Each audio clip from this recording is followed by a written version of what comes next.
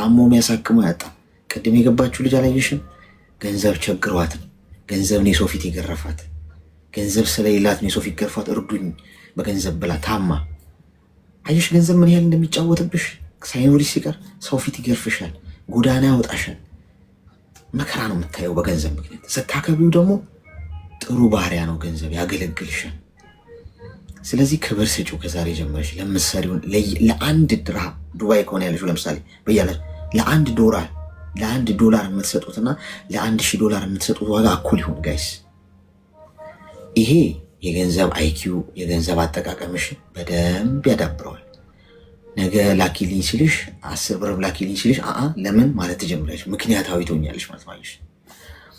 ሁለተኛ ነገር ጡረተኛ ወንድን የጠበሽ ቁጭ ብሎ ስራ የማይሰራ ሊስትሮ አይጠርግም እንዴ ይናት። ወንድ ልጅ ደፋ ቀና ብሎ ሲሰራ ነው እንጂ ቆዳው እስኪላጥ ድረስ ሰርቶ ሲለወጥ ነው። ወንድ ልጅ ከሴት ተቀብሎ የት ሊደርስ ነው? የክብሩ ጉዳይ እኮ ያሳስበዋል ወንድ ልጅ።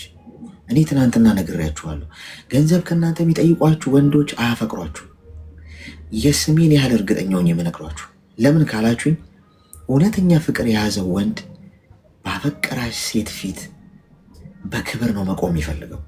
አቶ መታየት አይፈልግም።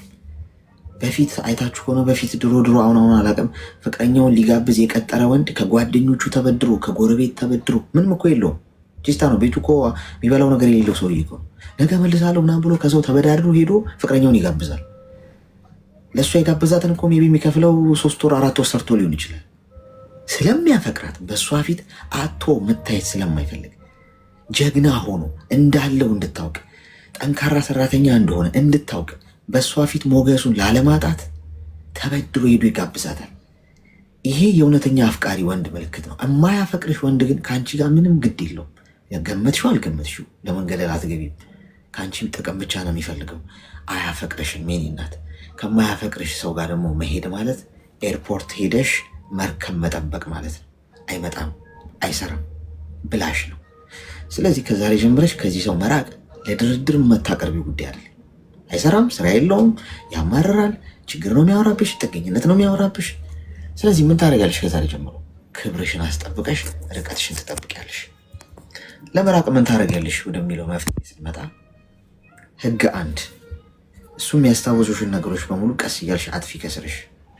ፎቶግራፍ የተጻጻፋችሁትን ወይስ ሜሴጅ ስታዩ ፍቅር የሚሰማሽን ነገር አጥፊ።